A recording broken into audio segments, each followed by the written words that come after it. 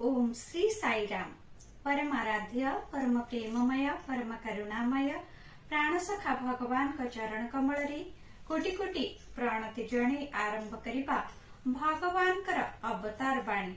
भगवान आमको कौन संदेश देउछन्ति आसंतु सुनिबा।